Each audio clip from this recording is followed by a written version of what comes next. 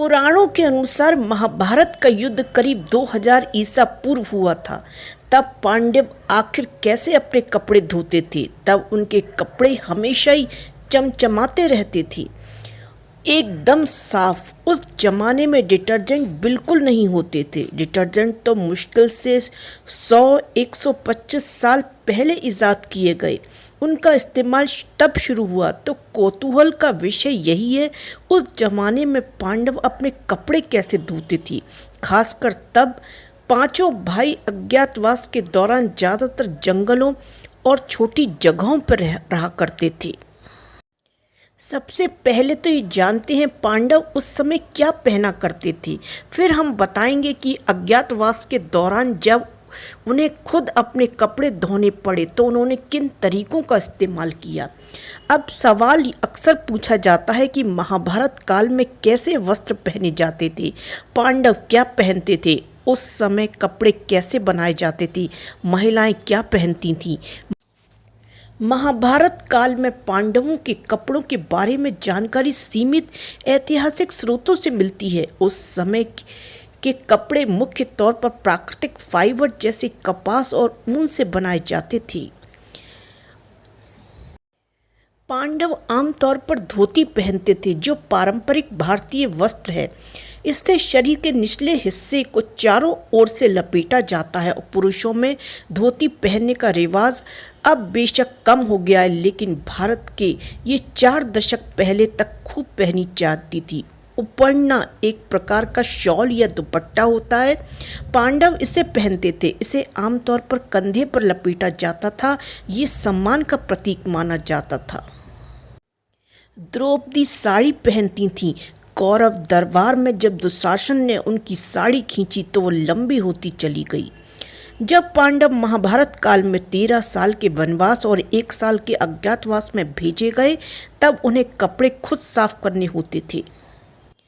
तब कपड़े धोना मुश्किल काम था। लोग हाथों से ही कपड़े धोते थे। कपड़े आमतौर पर बहती नदी के पानी में धोए जाते थे, क्योंकि नदी का बहता पानी अशुद्धियों और कपड़ों से निकली मलिनता को अवशोषित कर लेता है और पापों के कपड़े साफ कर देता है।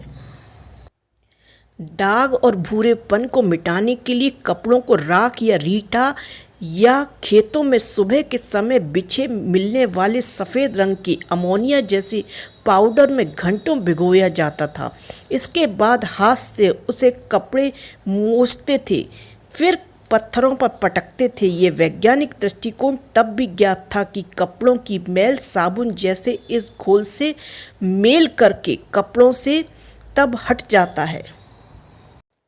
जब इन्हें रगड़ा जाता था तो रही सही कसर कपड़ों को कड़ी सतह पर प्रहार करने से पूरी हो जाती थी।